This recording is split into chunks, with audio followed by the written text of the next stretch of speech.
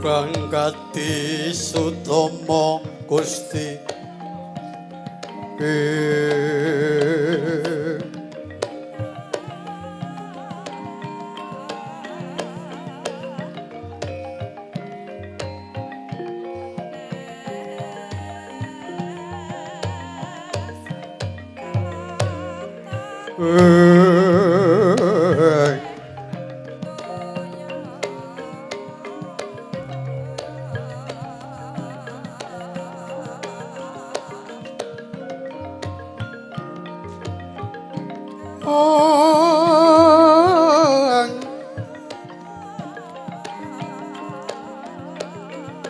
Prabanyo sumungsun karwa laras ruming sari-sari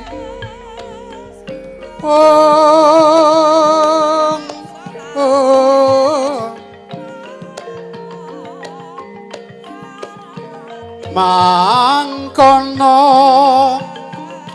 wijiling pangandika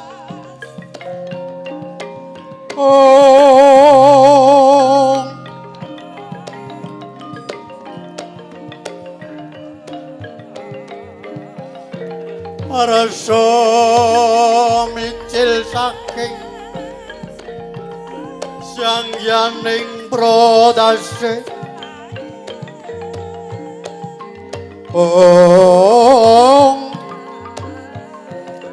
Sumarmanira Sukanto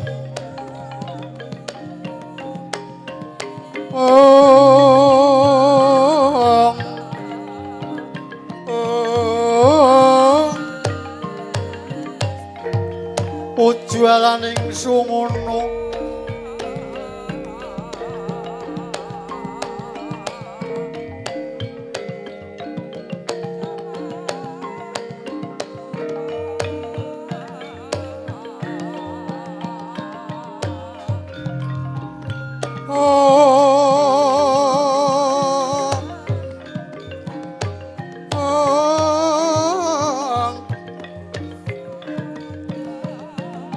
Marbukeng candraku sumo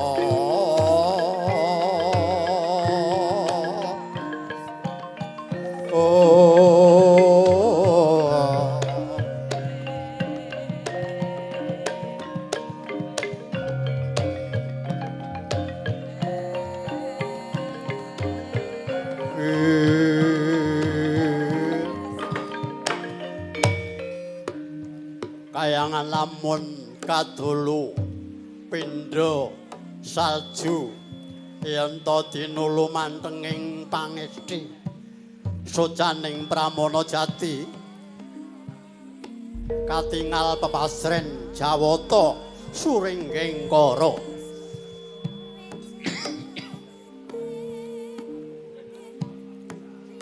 sila kandha warubinangun bale paparya warna korining kayuwangan awujud sela gilang talundak andorante sela matangkep tinenggo ingkang anengga yaksa kembar la punika tayektine cingkara bala lan bala upata wonten taman tinju maya sasananing para widodara widodari winastan jurang wedhung pengarep-arep sasananing paksesen dakana pangnyuci kawah candra dimuka ndut si blegetoba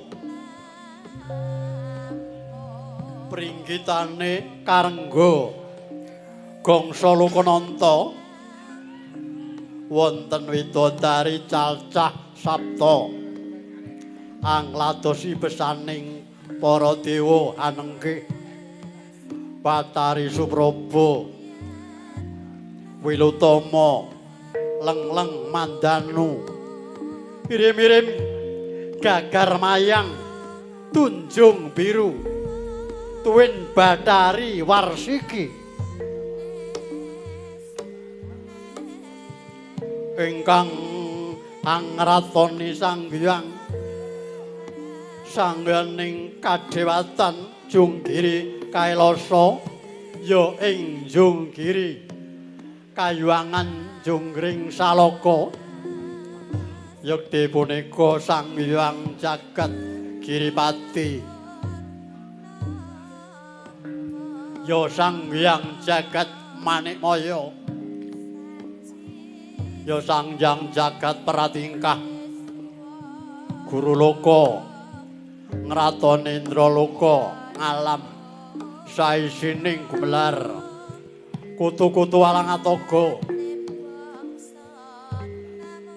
para kewan gegermetan kayon-kayon kang dados pangayomanipun jagat gumelar rop sirep sidem permanem Tanono sabawane walang alisik kekayon tanono bah samirana datan lumampah lamat-lamat swaraning pradonga ingkang munya saluring wit waringin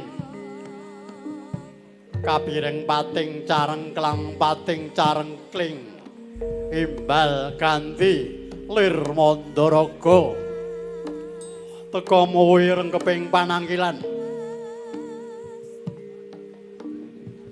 nalika semana Sanghyang Jagat Giripati lungguh kursi gading dampar kencana linemekan kasur babut perang wedani sinebaran sari-sari kinanda ida jebat kasturi denayap para widodara widodari apsara apsari mangkonata jejuluke Sang Mahamunggung ya ajel juluk Sanghyang Jagat Giripati Nilakantha ya Sang Cakrawena nalika semanten dedep tidem tanana sabawane walang alisik amung lamat-lamat wonten ngabiyantara ingkang ulun jagat pratingkah lah punika ta warnaning pujangga kadewatan anenggih punika Sanghyang Resi Kaneka Putra ya Sang Resi Narada ya wis natan sithik pangudal-udal sumandhak wonten ing Kayuwangan sithik pangudal-udal wonten sanuju dina Respati angadhep dumateng ngersaning kengulun Jagat Giripati ngrepepeh pindha sata metarangan wedanane angantu-antu dawuh pangandikane Sanghyang Jagat Giripati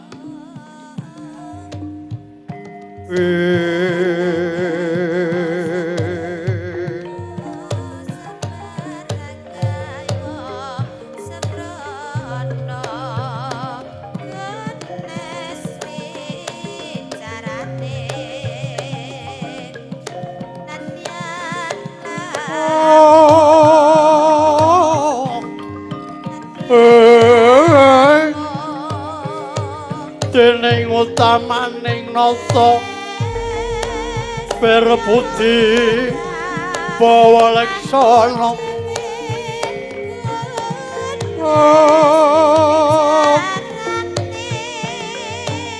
lere pupiti mangkono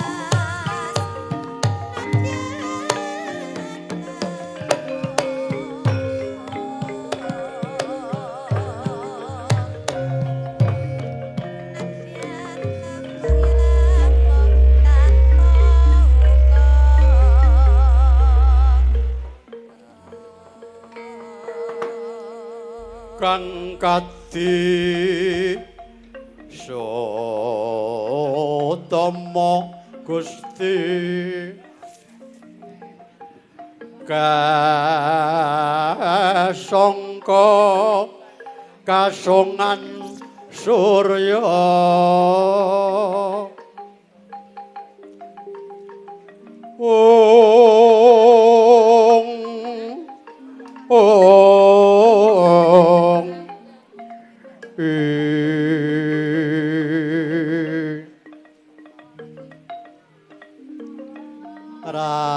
Rarasruming sari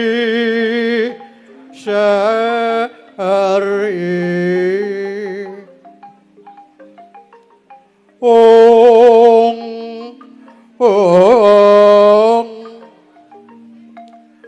samya manusming sarira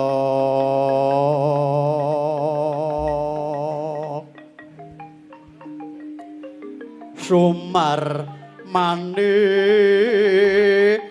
irasu kanto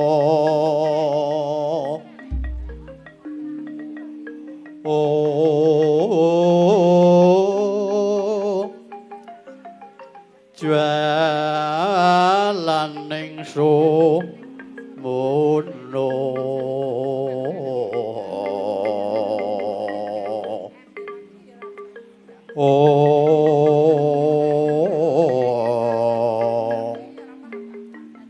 Morpeng kang candra kusuma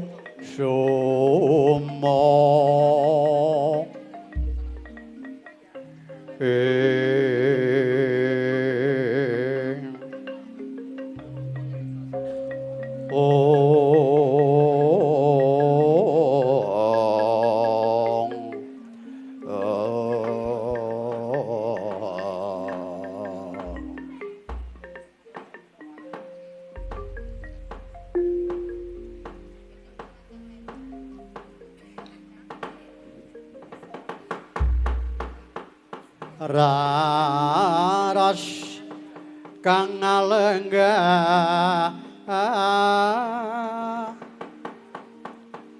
ning dampar kencana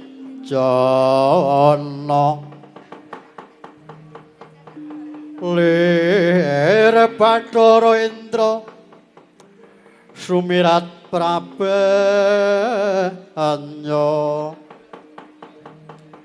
gumelar angebake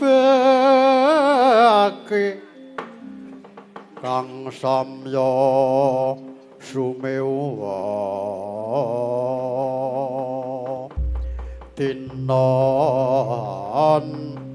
kadi samudra pasang kang myotrap sila ong ong ong ong ame lenga nganti wijiling sabda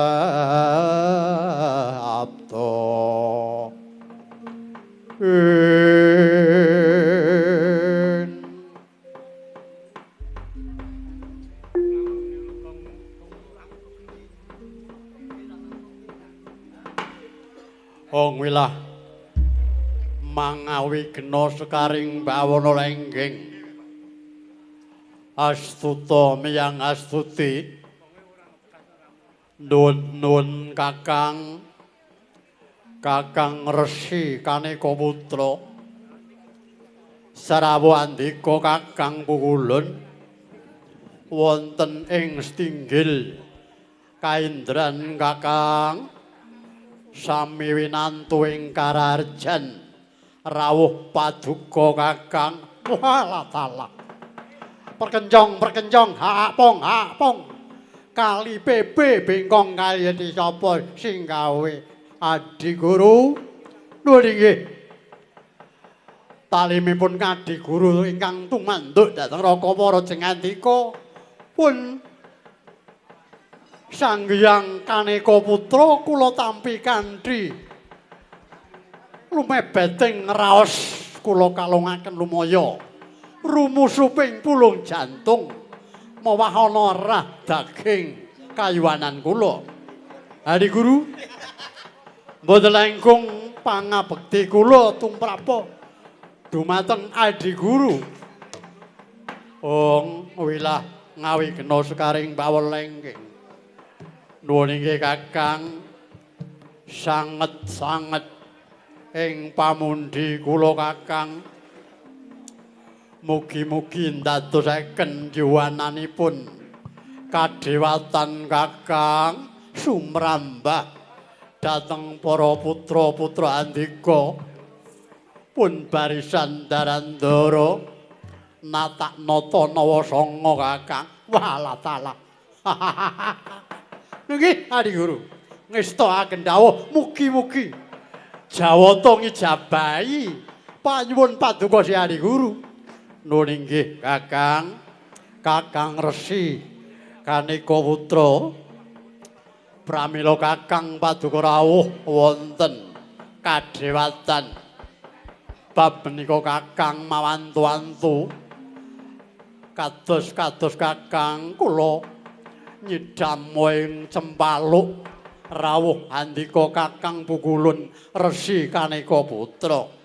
Nuwun inggih Adi Guru wonten dawuh pangandika ingkang tumrap dhateng ingkang Raka jengandika pun sithik pangudal-udal. Kakang kados pundi Kakang bab tata lan kararjaning kadewatan. Walah taala. Adi Guru paduka niti priksa bab katentremaning kadewatan menika mboten wonten ingkang kuciwa. Mboten wonten ingkang mbela brangkang dhateng pemerintahanipun Adi Guru Sang Hyang Jagat Griwati.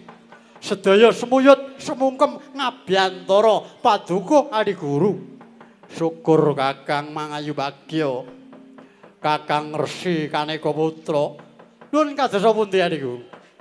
Paduka Kakang kula aturi majeng jengandika lenggah menika wonten ingkang badhe kula dawuhaken dhateng paduka Kakang Pukulun. Nuwun inggih Adi Guru ngestakaken dawuh. Tab Apsara Apsari tuwonten Sang Dwija katon anggar jiwa.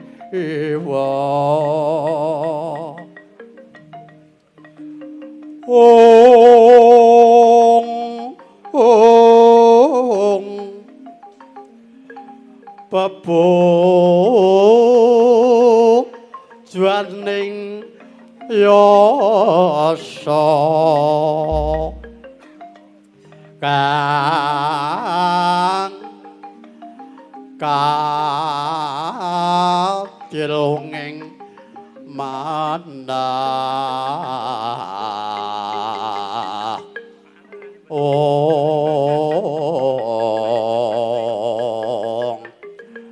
jumurung ing karsa mugi tumanduk Kakang Pukulun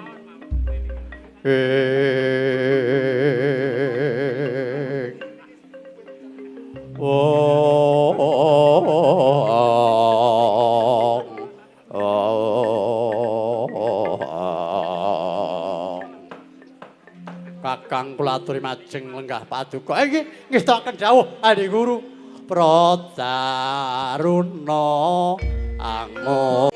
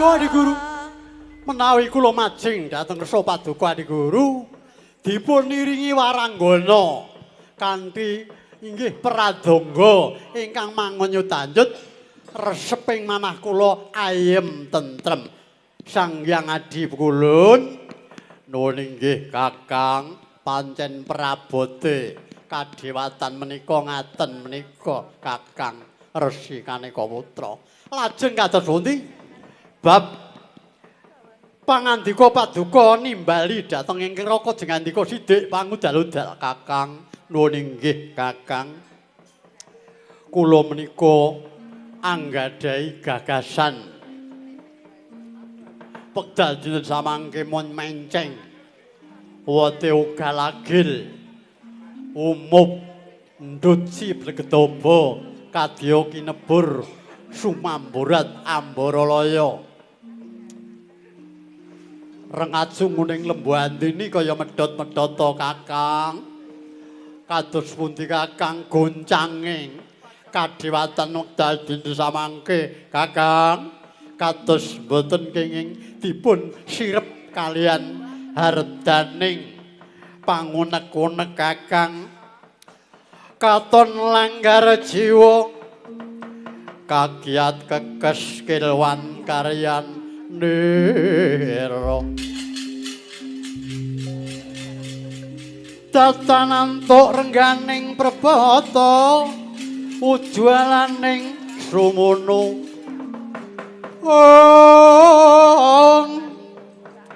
leng-lenging kadung malengkung mungging rembakan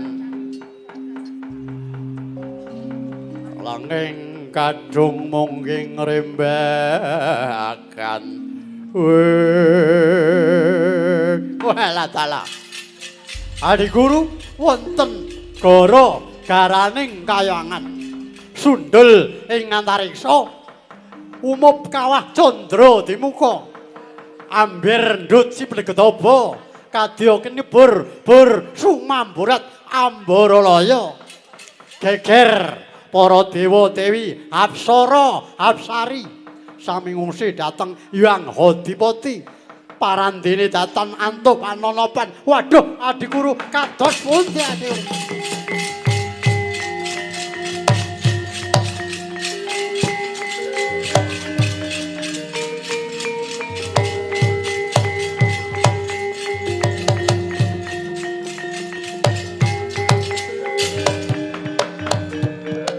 Kadang muaran den becik besok amendemo baris parayitna ayo saranta wong ing Dwarawati wong tinumpasan pangawak Pandhawa tinumpasan pangawak Pandhawa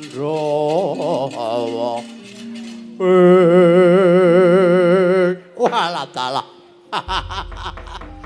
Adi Guru menika ndadosaken goncanging kayiwangan ndadosaken gara-garaning kayiwangan tuk sumbere mboten sanes namung wonten sariranipun Adi Guru piyambak kok mekaten Kakang nggih Adi Guru Paduka tuk rikala semanten ngangklang jagat nitih lembu andini sekeca anggenipun ngangklang jagat saribit kalian Bathari Uma nalika semanten Paduka menapa mboten kemutan Adi Guru nuwun inggih Kakang ingkang kapengker kula pancen ngangklang jagat ngangklang bawana niti priksa sedaya para kawula kang wonten ing jagat gemelar menika Kakang lah salah lajeng Paduka mboten emut purwa duksina Paduka kelemengan Paduka nandhakaken Branta Asmara Paduka nandhakaken Branta Asmara kalian Bathari Uma nalika semanten nedeng-nedeng paduka lajeng badhe inggih menika nggih menika ngasta badhe tumindak ingkang boten sae lajeng Betari Uma boten sagah ngladosi kersanipun Adi Guru. Waduh kakang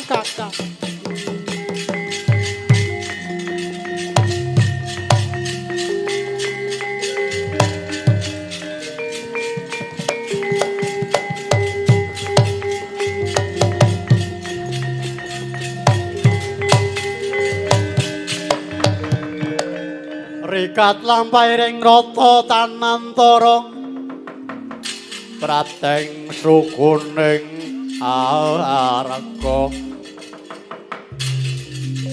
ram kang tumingaling pagoan asrining ong dendeng saengga praja dendeng saengga praja apa barang Sukawarna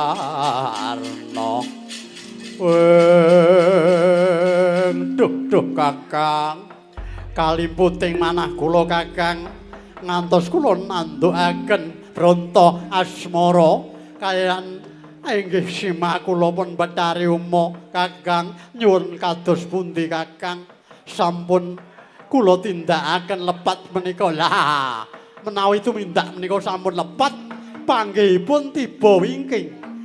Mekaten Adi Guru, paduka ajeng ndadra sak kersa paduka piyambak mboten emut dhateng Purwa Duksina.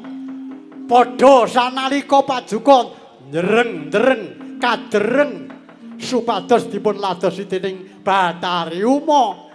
Prandata paduka nitesaken kama salah ingkang dawah dhateng Tlaga Madirda.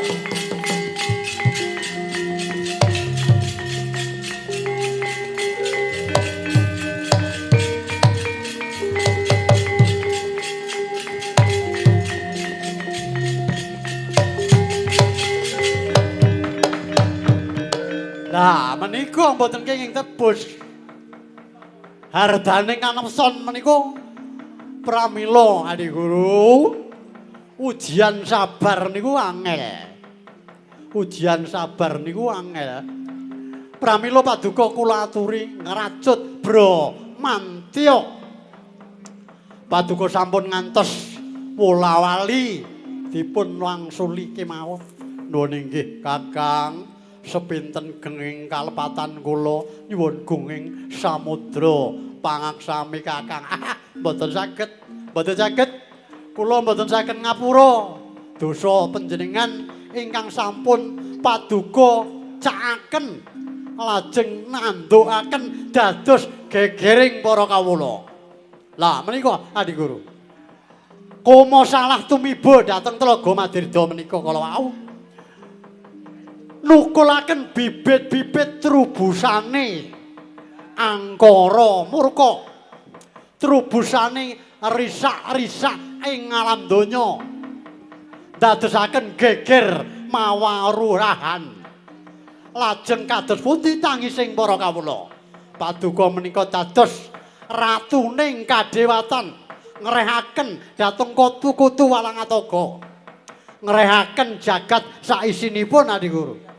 Lajeng kados pundi Kakang menika Kakang wonten margi sanes kula menika senajan to sampun sepah nggih sakjanipun mboten kuat mikir bab guncanging kadewatan mergi kula niku dipun gelak kalian umur yen to kula menika umur yuswa kula sampun 700 kawandasa. Lah niku lek cara mboten dewa ngoten mboten saged ndampingi dhateng Adi Guru anggenipun madeg dhateng Cekayangan Jonggiri Kailasa lajeng kados pundi Kakang wekdal dinten samangke. Lah ngaten Adi Guru. Pramila nyirep goro negara kayangan menika boten sanes namung kedah dipun musnakaken trubusaning angkara murka, trubusaning rerisak, trubusaning nggih menika jim setan priprayangan klek-klek balonga tandak ilumaya jaramaya menika menawi boten dipun brasta ngombro-bro di Guru lajeng kados pundi kersane Kakang. Lah menika kedah paduka nimbali dhateng putra-putra paduka pun barisan Darandara Nataknata Naosanga. Nuwun kados pundi mekaten Kakang nggih Adi Guru. Siang Pantara ratri amung cipta pukulon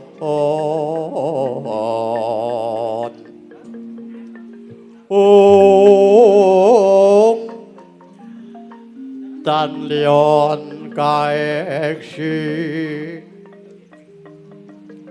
mila kaatur kang jondo mane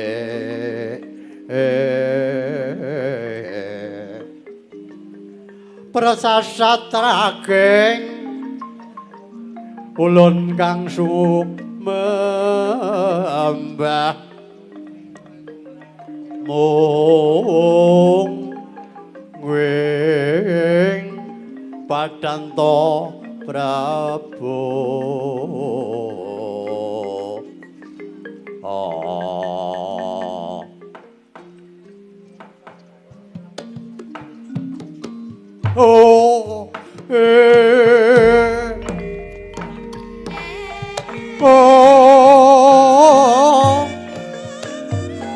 Sang Hyang Girinata Amasesa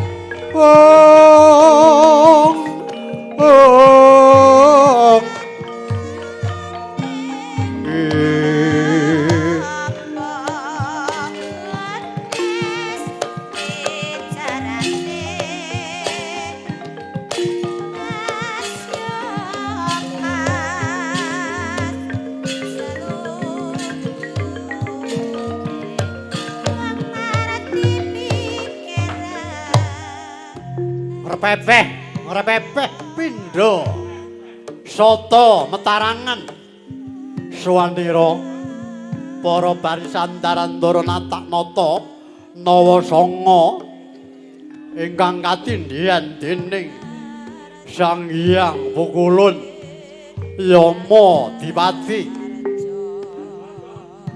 swanira marang setinggil Jonggiri Kailasa lon-lonan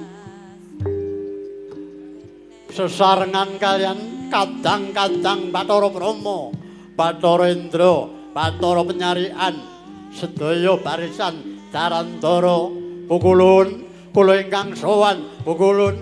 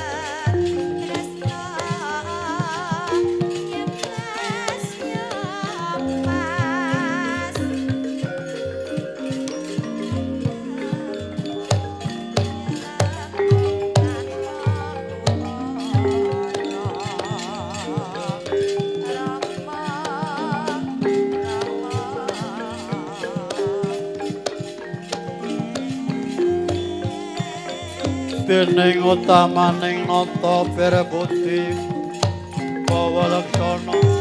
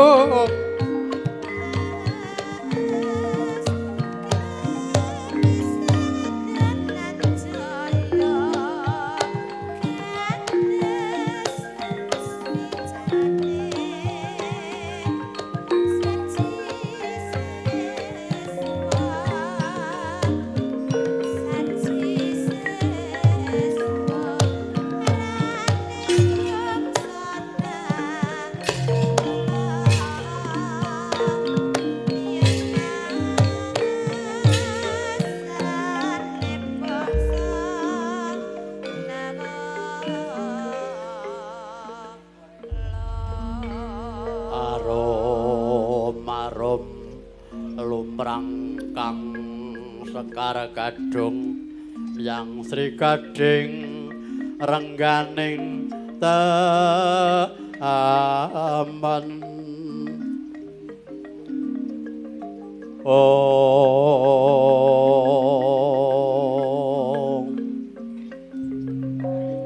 ing sepsarining bermorore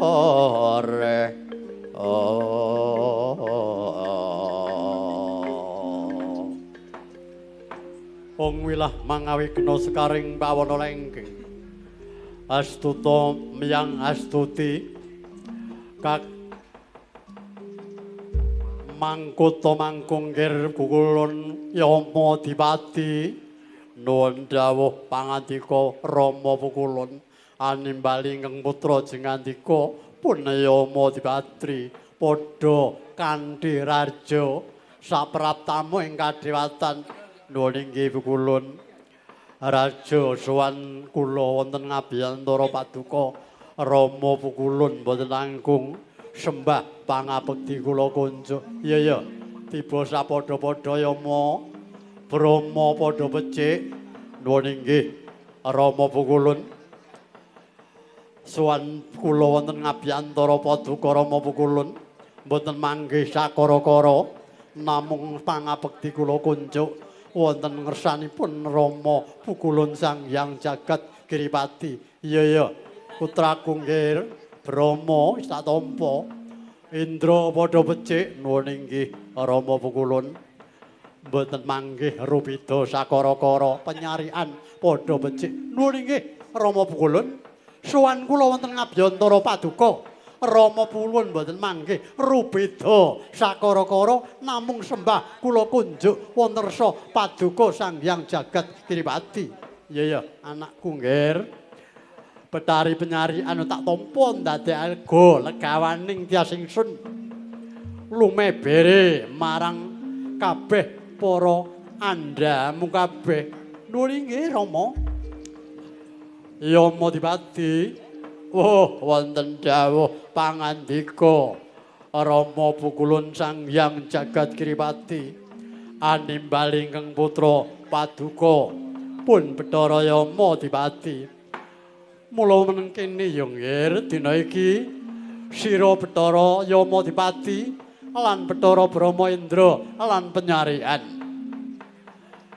Dina iki kayangan ing Jonggiri Kailasa nandhang Sungkawa gara-gara sundul ing antariksa alum plem turangga jiwa alan mencing wote ugal agil rengat sunguning lembu andine mup kawah candra dimuka olak malik ndut ciblegedaba kadya kenebur sumamborat ambaralaya amung tuk sumbere kulup mangertenana dina iki pancen ya wis salahe keng ulun pribadi kang nandhokake kama salah kang tumiba marang Tlaga Madirda. Mula kulup putraning sun sira aja wedi kangelan. Sira aja wedi kangelan ingsun utus supaya tedhak marang Madyapada. Kang ing kono supaya jumujuk marang Tlaga Madirda Brasta wujuding kama salah kang tumanduk ana ing Tlaga Madirda. Kulup purba lawan Masesa ndak pasrahke marang jeneng sira Sigulup. Kadang warang den becik besok